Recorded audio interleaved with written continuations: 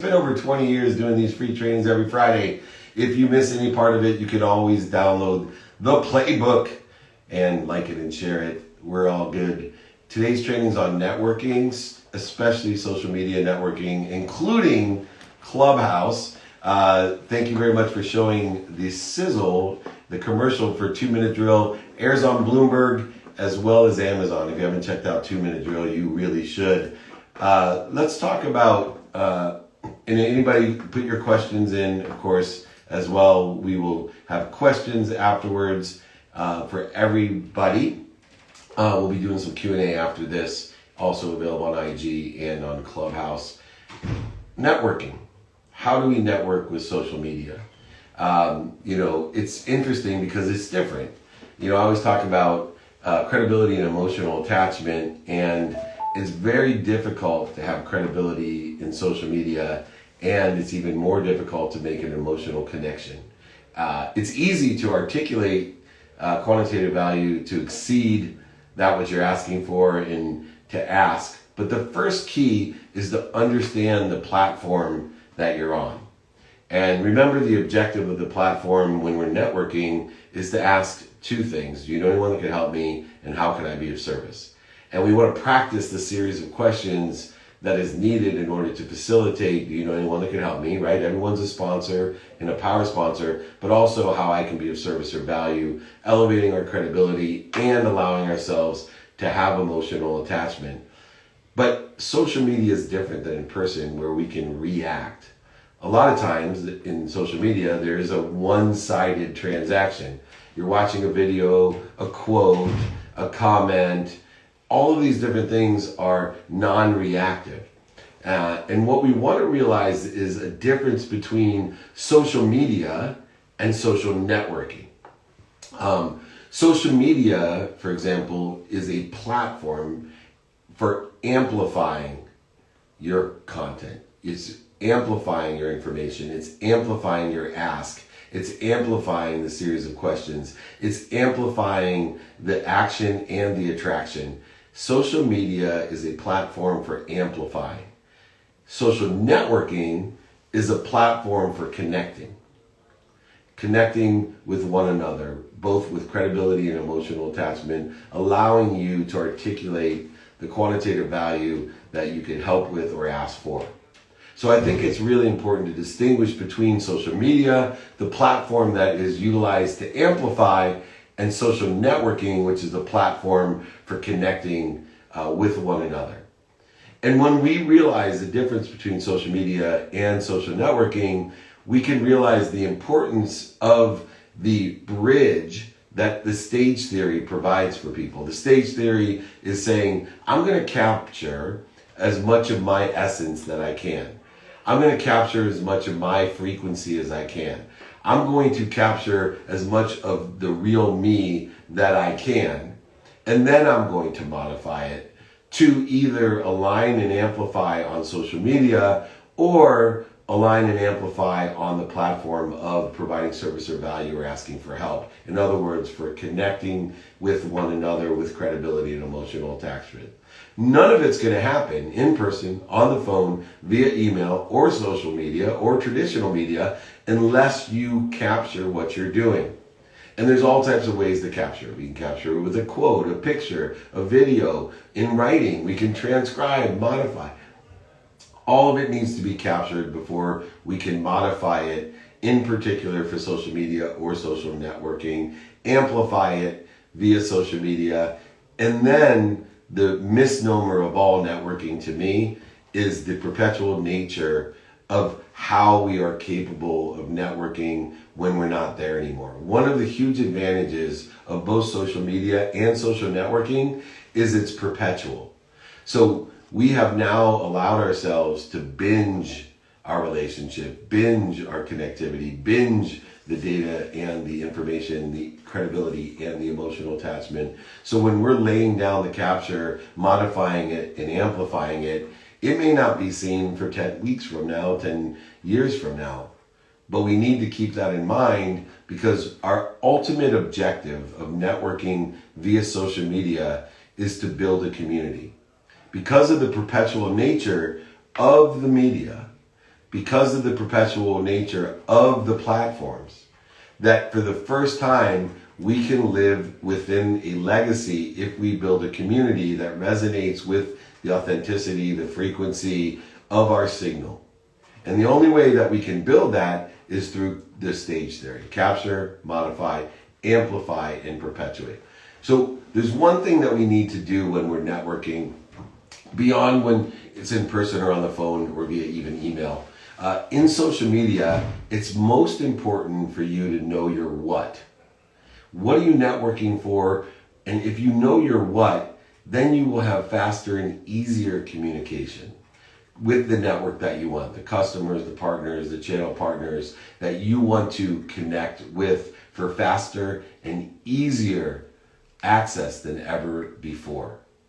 The speed and accuracy in which we can communicate exists on those platforms unlike no other.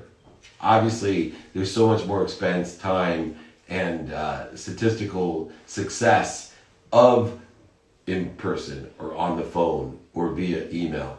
With a mass access of faster and easier communication allows us to statistically be far more successful, because I still say that we cannot fathom the size of the audience.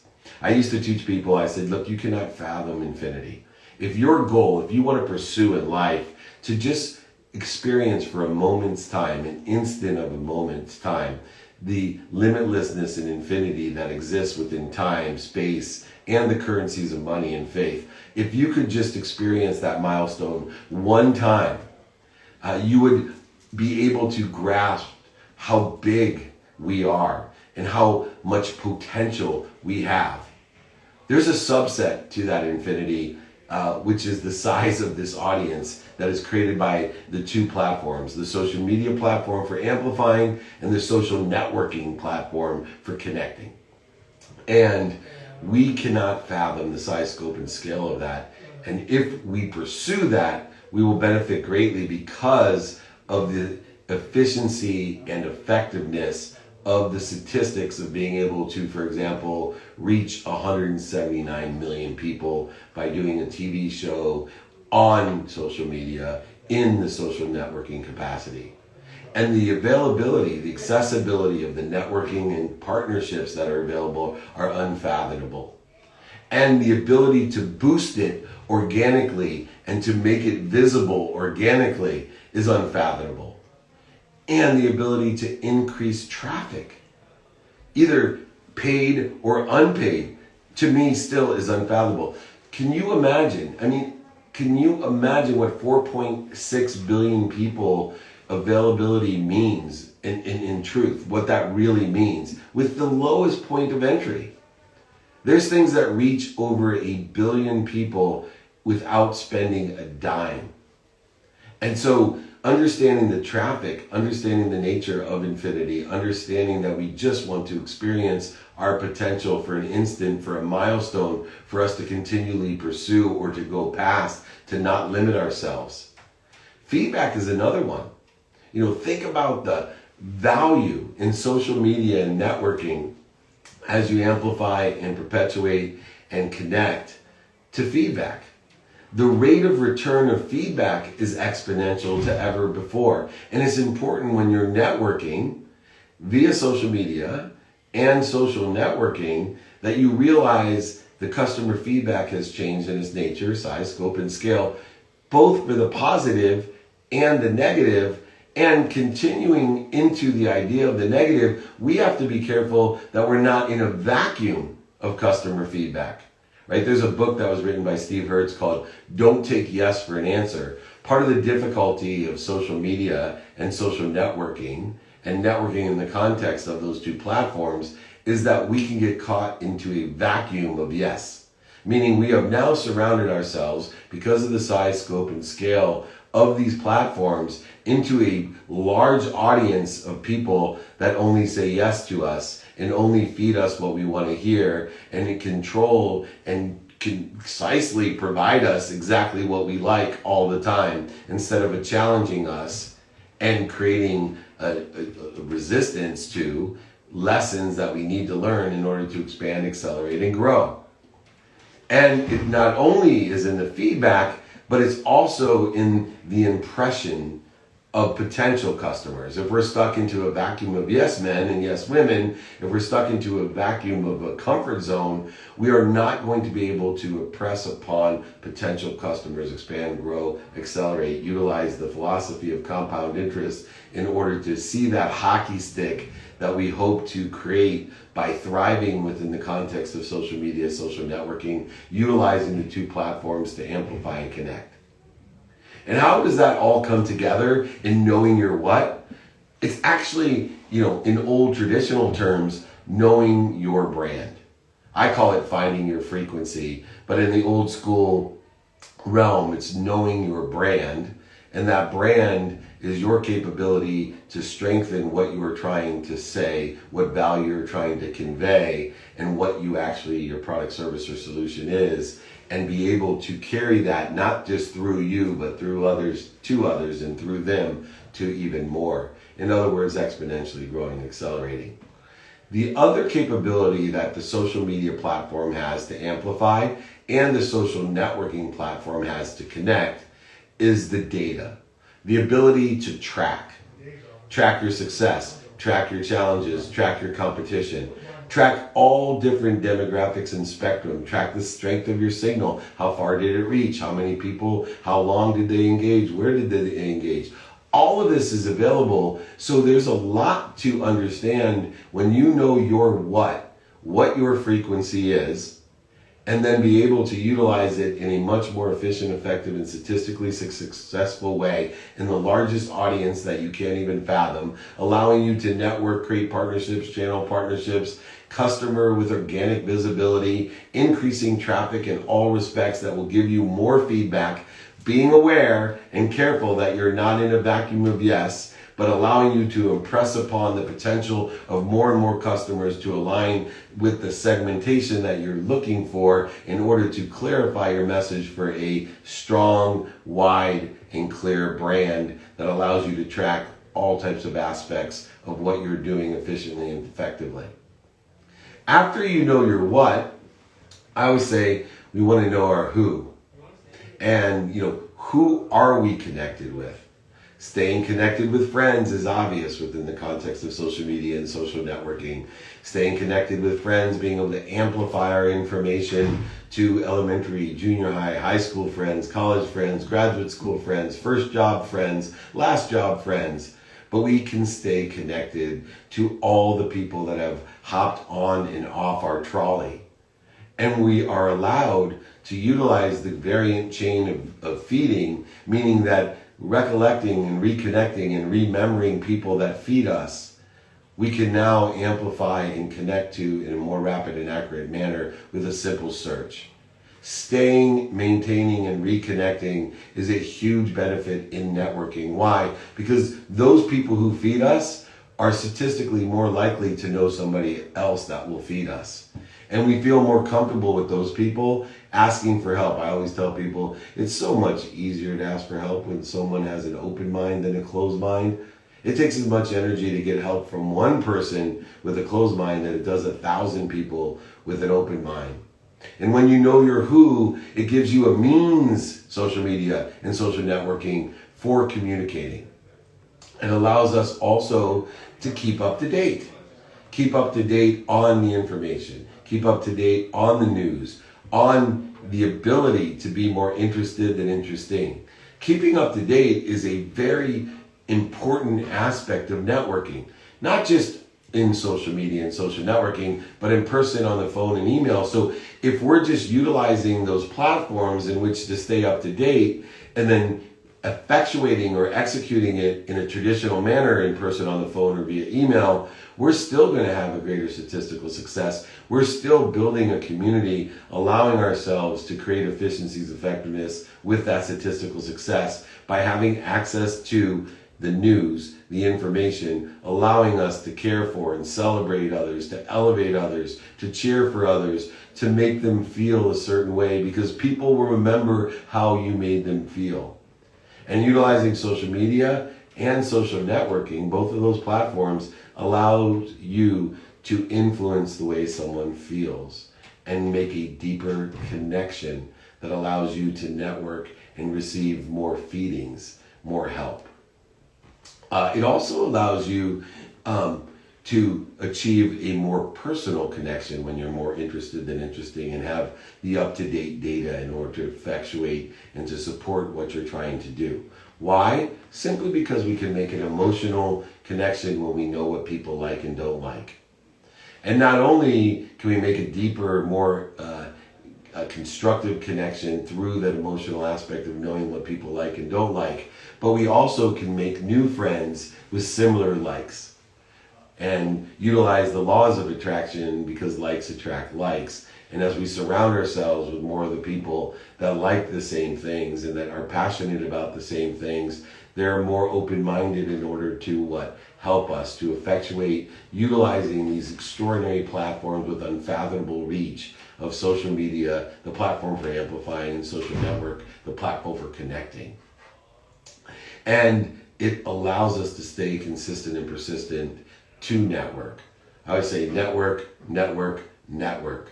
Meaning if it's not the forefront of your mind of asking people what you want and who has it and if they know anyone that has it and how you could be of service. Just to template it out, social media allows you to work within the traditional sense of saying, number one, what are you doing today? Now I don't have to ask, right? Because of the amplifying nature of social media, I know what people are doing today.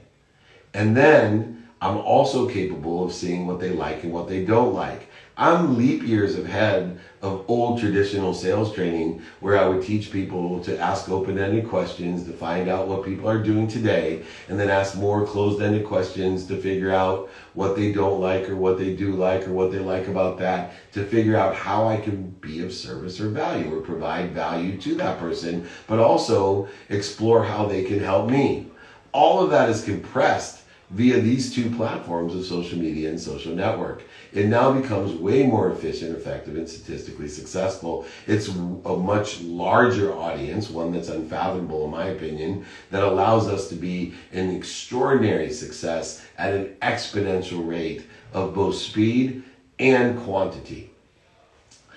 Some of the aspects of the two platforms are free advertising. Very rarely can we find such a powerful tool that has such a low barrier of entry, free, and such a low barrier of distribution, free. The weight of an idea carries itself. That's why I talk about the strength of your signal, understanding the spectrum of it and the clarity of the message. Because why? The truth vibrates the fastest. And if you pursue the truth, your authentic self, your organic self, your credible self, your emotional self, your illuminating self, your message will carry farther and it will be stronger. And if you do it consistently, you'll break through the conscious continuum that says the human mind, its senses are stupid. We don't see things, hear things, smell things, taste things, or touch things in a very accurate way. It takes multiple repetitions in order for that short-term memory to capture it and move it over to our subconscious mind, where disciplines are created, habits are created, where neural pathways are created. So it's stored within our subconscious, 40,000 of the same thoughts that we can access in a much more efficient, effective, and statistically successful way. Which our subconscious talks to our unconscious, which creates an actual frequency that attracts. But none of that happens without the law of Goya, of getting off our ass and making it happen and being consistent and persistent. Because in the end, the definition of genius is the expression through us. Your genius is your capability of expressing what comes through you to others. And the less interference that we have, whether it be in your health, your wealth, your worthiness, whatever it may be, we already have that. We already are that. We need to figure out what's creating the interference to that so that we can create an expression that is close to the truth, to our potential, that vibrates the fastest, that has the strongest signal, the widest spectrum, and the clearest message. The three components that fit within the context of social media as a platform to amplify that, so it goes farther to more people, and social networking, which is the platform that not only does it go farther and reach more people, but it actually makes them feel a certain way, which allows them to connect to you with credibility, emotional attachment, giving you the opportunity from the way you've captured yourself, modified yourself, amplified yourself, and even perpetuated yourself to clearly communicate who you are, closest to your truth, to help empower others, to empower others. After you know your what and your who, now we go to the how. And let me break down the how of social media and social networking. Social networking occurs in places like Facebook and LinkedIn and Google. And then you have a facilitating way of social media like microblogging, Twitter, Tumblr. You have photo sharing, right? Instagram, Snapchat, Pinterest. Video sharing, Instagram, YouTube, Facebook, Periscope, Vimeo.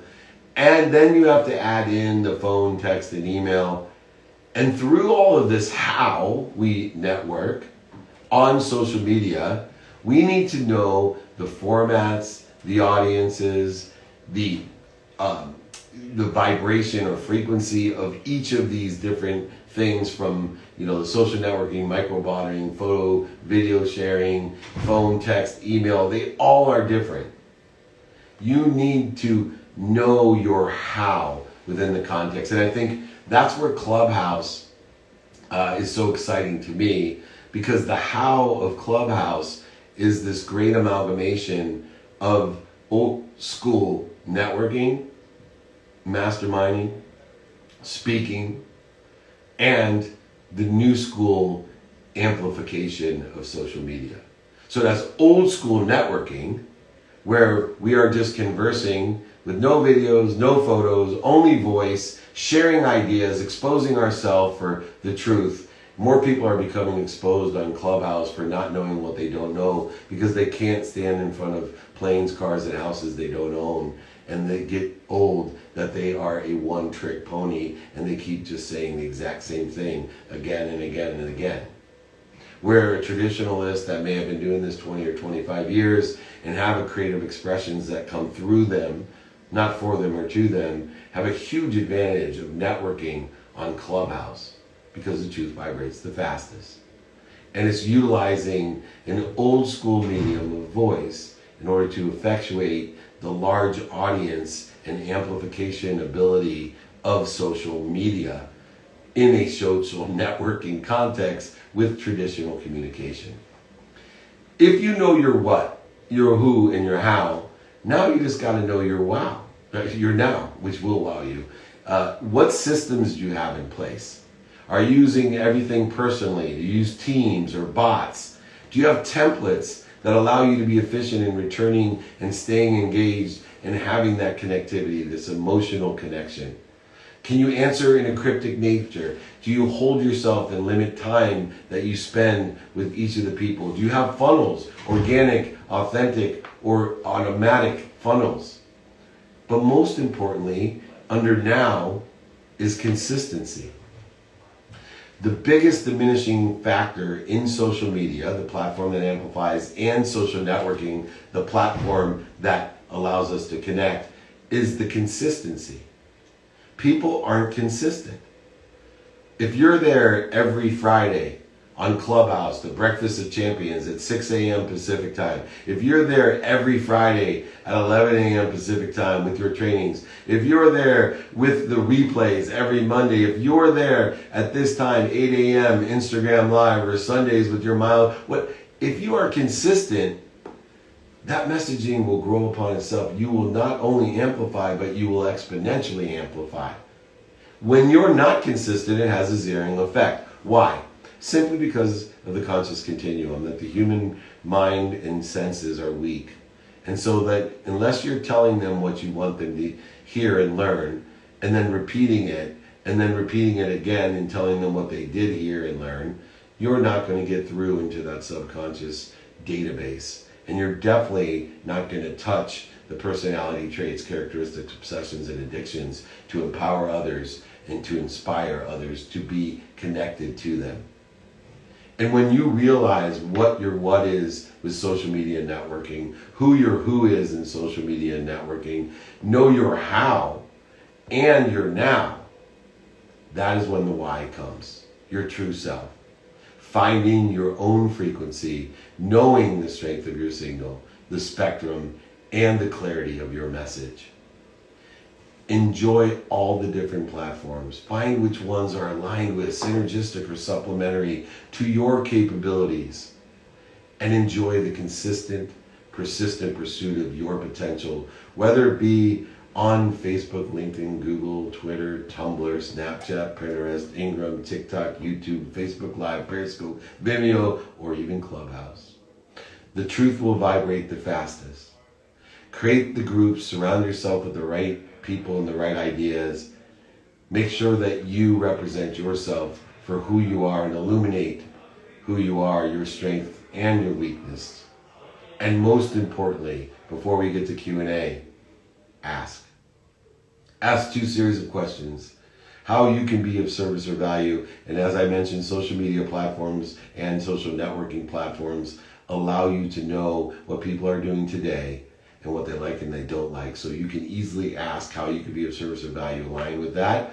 But more importantly, ask for help. Display the radical humility that you are connected to everyone and everything, that you live with faith that in a world of more than enough of everything for everyone. Let's all come together. Let's utilize all the positive aspects of social media, the platform for amplifying you, and of course, social networking, the platform for connecting all of us more rapidly and accurately. Thank you, everyone. Let's jump on some Q&A. We'll get this going real quick. Also available IG Live, Clubhouse. A lot of questions here. We'll get them going. First one. I'm making new connections on LinkedIn. Getting new contacts to reply with that follow-up is difficult. What can I do to stimulate more communication once I've been accepted to connect? Well, being more interested than interesting and letting somebody know that you're aligned with what they like or don't like will open up the mind. And as we mentioned before, you can share or convince or influence 1,000 open minds in as much time as it takes to re-engineer a closed mind. So we want to be consistent in our contact, touching in on the credibility and emotional attachment of what they like and don't like by utilizing social media to find out what those data points are, and you utilize them. For example, if I know somebody's a fan of a certain team, I may communicate about that certain team in a joking manner in order to make an emotional connection, and then figure out how I can be of service or value by asking even more what they like and don't like. What a great way, if you can make the new connection, be consistent in the follow-up, and be more interested than interesting, and you'll have great statistical success.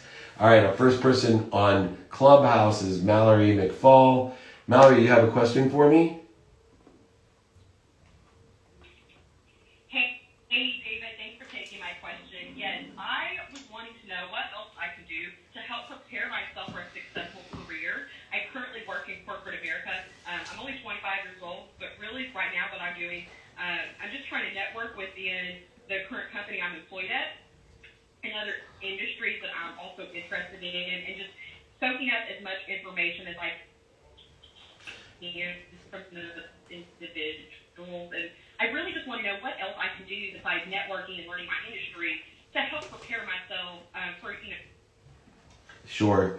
What you want to do, Mallory, is network your capabilities. What do I mean by that? If we're younger and looking to grow our careers, our industry, our interests, see what options are out there, it's important that we grow and understand and take inventory of our capabilities. So what I suggest young people do, especially even old people, but most importantly, young people, let's look at the skills that I have, that I want to have or I need in order to effectuate getting to where I want to go. And I learned that by networking with people that are already there. I network with them by asking them those questions. Do you know anyone that can help me get to where you are? And finding out what skills it takes and deciphering within those skills how I can develop those as quickly and as accurately as possible. I also do the same thing with knowledge. What knowledge do I have, need, or want?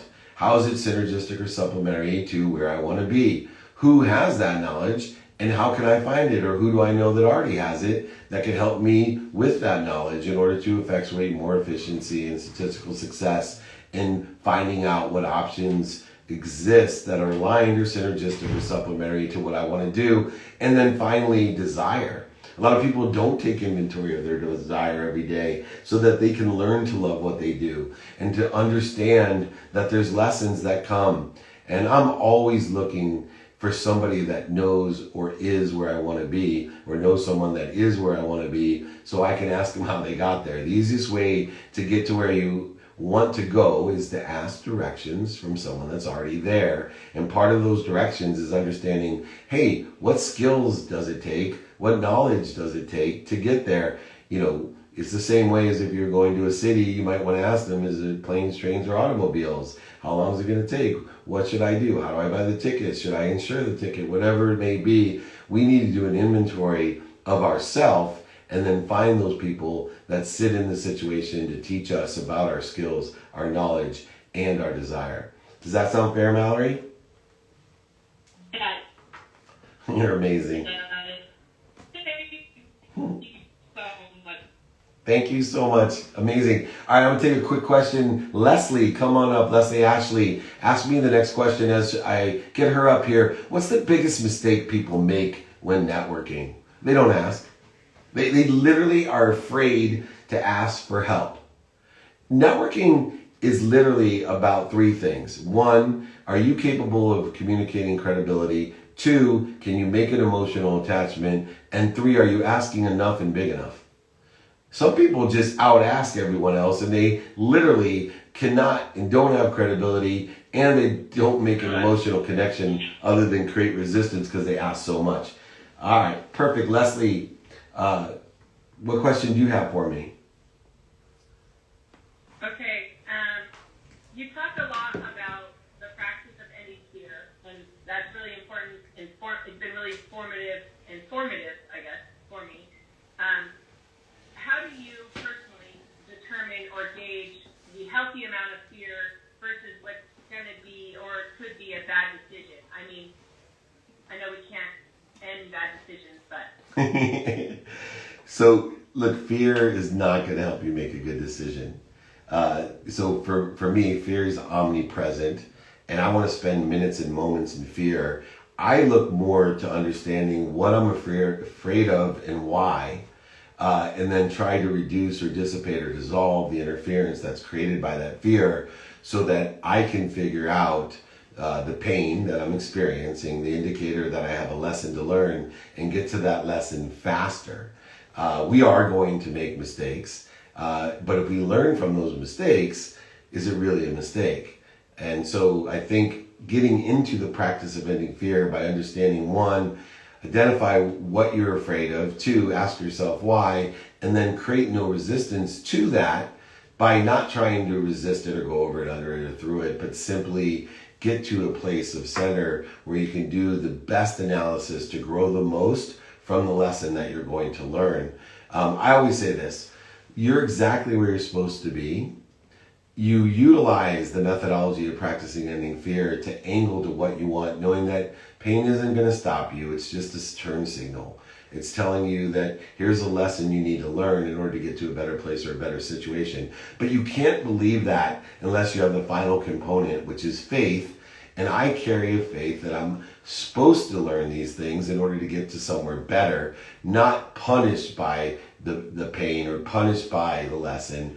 I'm utilizing pain and lessons to get to somewhere better, not to be punished and to diminish my capacity, my inspiration, my motivation, and my connection to inspiration and connection to others who I am capable of empowering to inspire as well. So that's my philosophy on the lessons that are inherent within the practice of ending fear.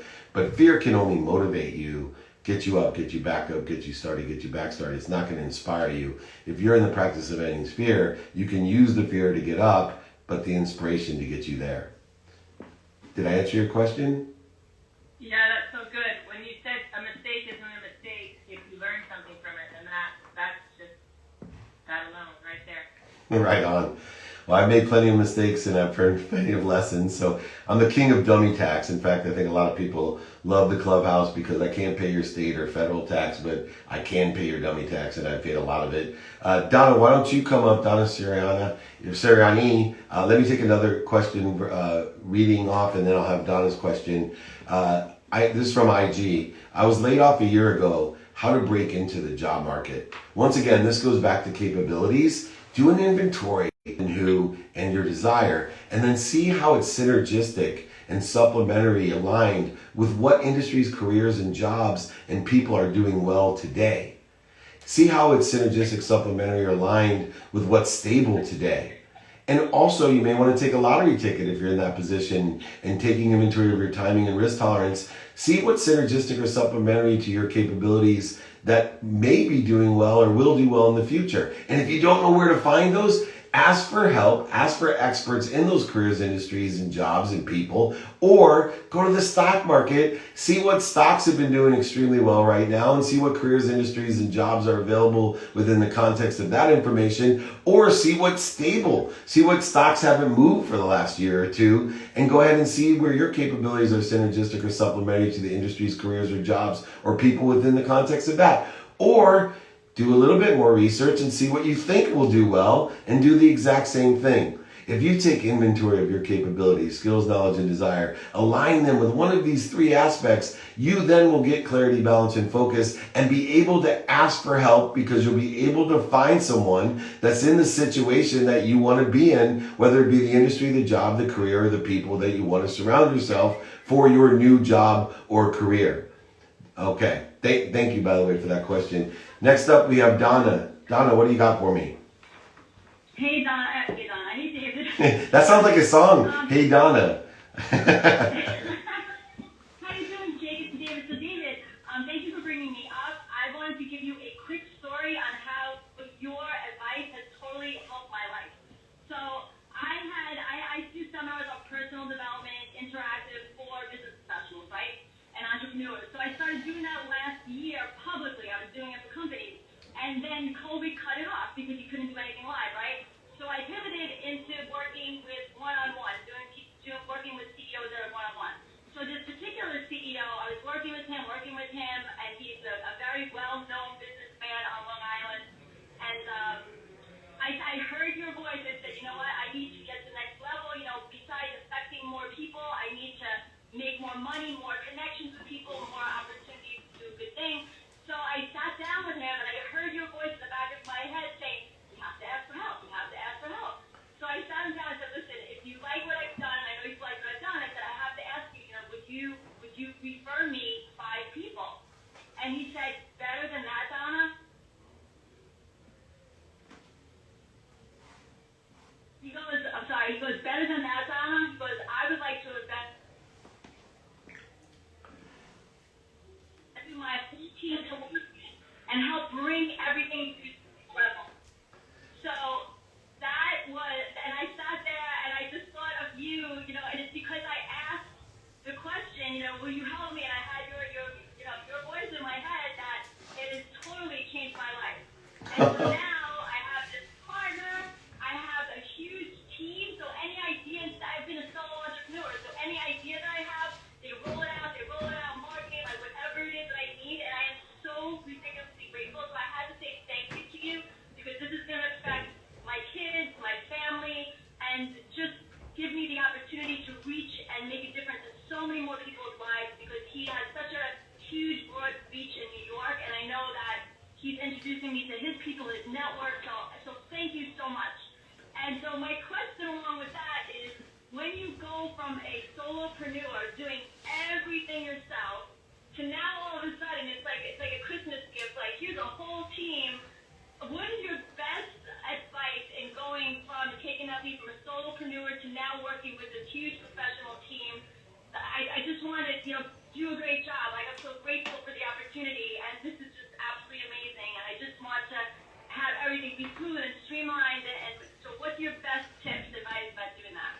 Awesome. So number one, lesson taken away from your story. I love stories because they contain lesson. And my life is blessed because of two lessons that I teach that I learned before I was 3. I have more people emailing me, texting me, calling me, going on these lives with me, telling me I changed their life because of 2 things. 1, saying thank you before they wake up and going to bed, and 2, asking.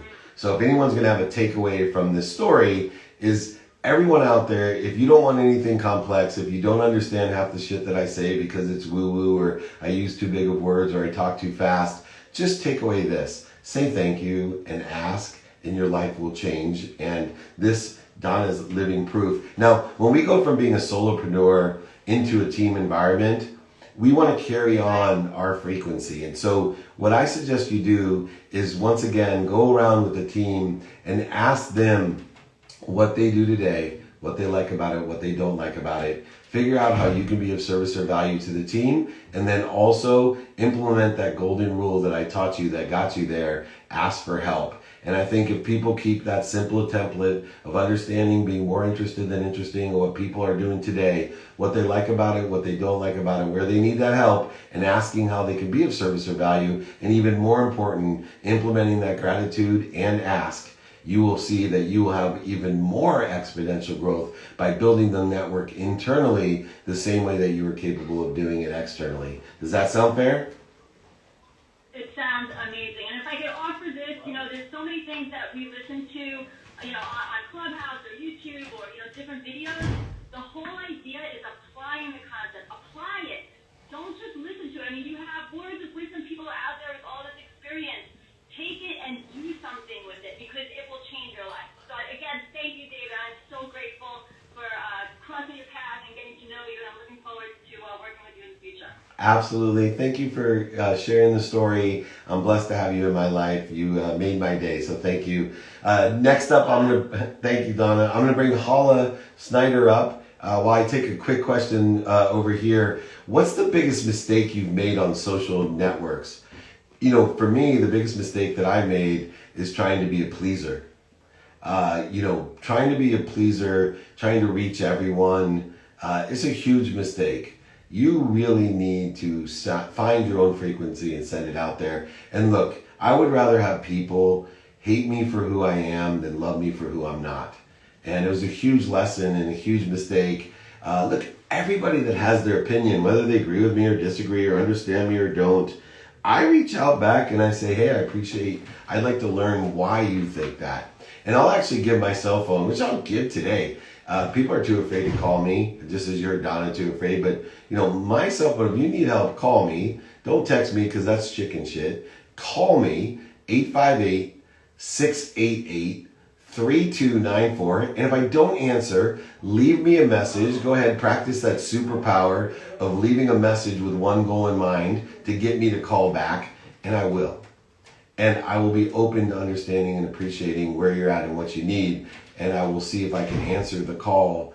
Do I know anyone that can help you, whether it be me or somebody else? So be yourself right now on my cell phone. Leave me a message. I see it there ringing. I just got IG Live rolling on my cell phone as well, so I can't answer it. Okay, Hala, what do you got for me? Hello, David. Thank you so much for bringing me up here, and thank you for being you. And I've learned so much from you, and just so motivating. Little backstory on me: I was in the hotel world for the longest time. I produced events nationwide for the last 20 years, and it was a very lucrative business for me, and I absolutely loved it. And I was a people pleaser in that sense, but I got more out of it for my own self. And I was a very good negotiator as well, and I negotiated and saved corporations millions of dollars on their contracts when they did conferences at hotels. That was my big thing. And now that COVID has hit, and a lot of conferences are not happening, and it's all more virtual, my business has gone down about 95%. So listening to you, I sat back and I kind of reevaluated where I was in my life, where my husband and I, my family were, and I said, okay, where do I want to be? What's my next thing? And I know I love selling, and I know I love negotiating. So we have properties, and so I started pushing myself towards real estate. So getting my license, getting that started, venturing out into that world, there were so many similarities.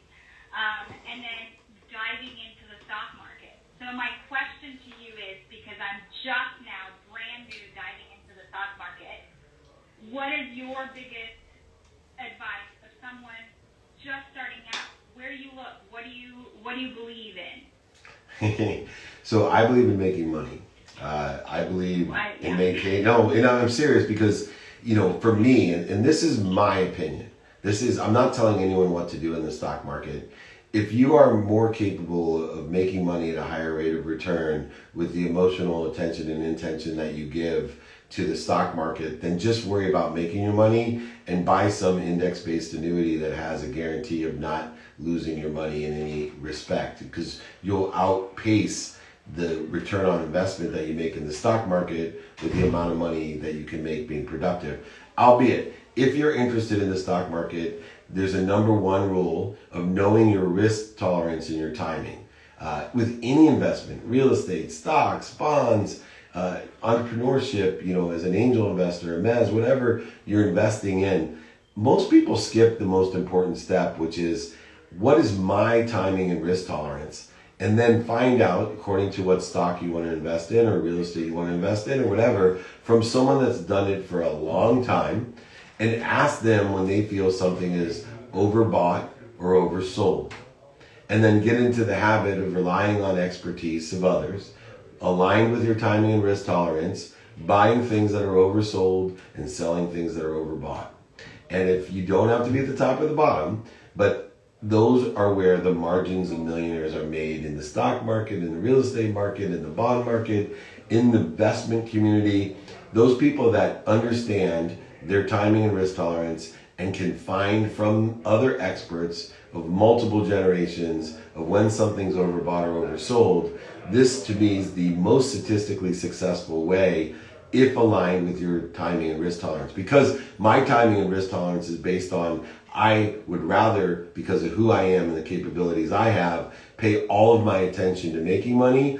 And as long as I don't lose my money and get a moderate return with full guarantee of my investment, I am happy as a clam. That's why I invest in index-based annuities, IULs, because I'm guaranteed 2% no matter if the stock market crashes or not. And I get a certain percentage of the upside if the market does really well, and I get a reset. So if anyone wants to get educated, there's plenty of experts in these spaces. I've actually partnered with Marshall Falk in a business to help people with this type of financial literacy, also identifying their timing and risk tolerance.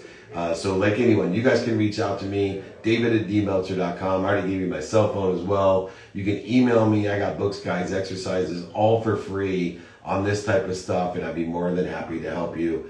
Hala, thanks. That's a really common and great question. Thank you, David. Hopefully I answered your question. Your email? David? Your email? Yeah, it's in my bio too, but it's david@dmeltzer.com. david@dmeltzer.com. I'm more than happy to sign my book, send them to you, pay for shipping, exercises, guides. All my replays are on the playbook, my podcast too. So let's bring up Devin McIntyre while I read off this question because I really like it. How do you recognize value in everything that you see? Because I seek the light, the love, and the lessons in everything I see. I'm on a journey to enjoy the consistent, persistent pursuit of my potential by learning to love everything that I do. If I can't learn to love something, if I stay consistent and persistent in something to try to learn to love it, to find the value, the light, the love in it, and I can't, then I don't seek it anymore. That's the only time that I decide in the variance of what I call the great chain of feeding. If I cannot, within the capabilities I have, recognize value, find light, love, and lessons, learn to do or learn to love what I do, then I'm going to go ahead and let it fall away or fire it from my life. And I think everybody understanding you have to feed what feeds you. And if it bleeds you, allow it to fall away, or if it bleeds you too much, fire it from your life. There's plenty of things that you are capable of recognizing value, finding light, love, and lessons, or learning to love something that you may counterintuitively feel that you even would like to do. And I've done that with the trash. I love to take out the trash. Why? Because I've learned to love to take it out, because it gives me a period of time to pursue what makes me happy, to think of it as extra time to meditate. And so now I look for opportunities to take the trash out, including my energy shifting, where my kids who thought trash was kryptonite now actually offer to take the trash off because my energy have shifted as well. All right, let's take our next question from Devin McIntyre. Jason, David, thank you guys for doing this. Really appreciate it. So over the summer in August, you presented at the Shadow Ventures Summit, which I was part of. Really cool to see you there. But one thing you kind of touched on was how you just kind of went through your entire journey and you weren't entirely sure when it was time to pivot at all times. So as a college grad, recent grad, just graduated in spring, I'm now working at a startup in New York, loving it. We've got a ton of great traction. But I just kind of want to hear from you as someone who's like gone through kind of like the unknown. You've done your own businesses, you started your own thing. When did you realize it was time to pivot, maybe start something else, or maybe go off on your own and have your own type of venture? Great question. So one thing, because money was one of my objectives, especially earlier in my career, I kept my options open. So because I knew my what, my personal values, experiential values, giving and receiving values were monetarily based on a currency called money, an object of energy that you put into the flow to get what you want. My firm belief that money bought happiness and love. I kept my options open, aligned with subconsciously mainly my timing and risk tolerance. But there's two things to look at looking back with the knowledge that I have now as an old middle-aged man.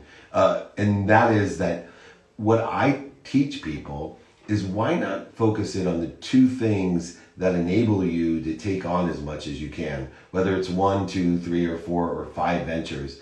And that is, can I get so good at what I'm doing? Or can I look and find another opportunity that gives me more money and more time? The more money you have and the more time that you have, the more options you have and the more capabilities you have in order to effectuate pivoting, which is really a transformation. We're always pivoting as long as we're learning. We're always pivoting if we stay in the learning zone. You're not going to pivot if you stay in the comfort zone, if you don't get better at what you're doing and you're comfortable where you're at and you go through the motions every day like a tube. You know, so many people live their lives as a tube. They're just interested in putting food in the tube and shooting it out the other end of the tube. That's not how I want to live my life. I want to live my life in the learning zone where there's a ton of pain, not too much pain that's going to put me into the anxiety zone and constrict what I can do and lose the inspiration that I have. But more importantly, live in this learning zone where I'm consistently making mistakes, learning from it, growing, accelerating, compounding the interest with more opportunities and more options by creating more time and more money in my life. Making that investment. There are no sacrifices in my life. There's only investment in myself. The word sacrifice, the word work, the word busy, they all just drive me nuts because I believe there's just activity I get paid for, activity I don't get paid for. Busy, accessible. I'm not only productive and active, I am accessible to others. So there's no busy in me. People that are busy are usually high, sick, and broke on their parents' couch doing nothing. And so I want you to look at your capabilities and drive home, get better at what you're doing, make the investment in yourself to whatever your timing and risk tolerance is, and continue to grow and learn. But most importantly, you stay in that learning zone. Be aware of when you push yourself too hard into an anxiety zone. But if you stay in that learning zone by making mistakes, learning from it, and asking for help, you'll have so many different options and you'll continually to choose and pivot and aggregate more and more opportunities for yourself. Does that sound fair? Love that. Always going to be looking for opportunities. Appreciate it. You're awesome, man. Thank you so much, Devin. All right, I'm going to take my last question here in Clubhouse. Judy Lee, come up while I answer a quick one online as well. I get more messages on social media than I can answer. How to handle that? First of all, congratulations. That's a beautiful place to be. You are inspiring and influencing others. You are compounding your own interest. Now, what you need to do is create systems. And I talked about it in the training. And these systems can be more efficient, cryptic ways, templated ways of answering people, utilizing team members, AI, a variety of ways determined upon the platform to make sure that you're moving people and answering them in an effective way. I answer everything myself. I use cryptic, but I'm overseeing everything or implementing it myself or directly answering myself. You just need to find the systems and the help that you need, but you need to be personally involved in all of the different platforms. And congratulations if you're getting more messages than you can answer. That's a great sign you're on the right track. All right, we're going to take the last question here from Judy Lee. We've got 2 minutes, and then I got to go give Tio his most valuable philanthropist award at the Super Bowl, but virtually, of course. Go ahead, Judy. Hi, David. Thank you so much for doing this. So a quick story about me is right now created this like a cause to help out teachers. So I'm using my platform to donate to teachers every month, but I can't reach out to all the teachers because there's too many requests. And my question to you is, right now I'm in the process of pitching to brands and people like yourself to help me donate to teachers because I can't handle all these requests. What is the best way for me to grab an attention from brands and you who are just inundated with all these messages and DMs constantly? Great question. Because of social networking and social media, we can find spheres of influence. So instead of going directly to decision makers, look for sponsors and power sponsors that you can empower to help tell the story, give you the credibility, the emotional attachment, which would be easy in this case, and then allow you to have the opportunity to articulate the quantitative value higher or more than what you're asking for. And so because there's such large organizations that are hit up so many times, so many people try to go directly to the decision maker who create themselves with a closed mind and unavailable. And as I indicated earlier, it takes as much energy to convince a person like that as 1,000 people with an open mind. So instead of going directly to them, if you can empower a sponsor or a power sponsor and create spheres of influence in an internal community that will be supportive of you by asking them how you can help them, but more importantly, do they know anyone that can help you? You will create a team and energy and a collective consciousness that will give you far more efficiency and statistical success in what you're doing. Once again, I have exercises and guides on that. Reach out to me. I'll give you the 5 to Thrive system that directly helps with that. Everyone out there, email me, david@dmeltzer.com. You can join my text community, 949-298-2905. Download the playbook for all the replays of trainings. It's free. Download it. It's featured on Spotify, Entrepreneur, all of the different platforms. Next week's training, join me, is Ask and Attract. Don't forget, get your free books, guides. Check out 2-Minute Drill tonight on Bloomberg Television, on Amazon. You're going to love it. I can't wait to see everyone. Join me on the Breakfast of Champions every Friday as well, 6 a.m. Pacific time on Clubhouse. Remember, everybody, be kind to your future self and do good deeds. Thanks so much.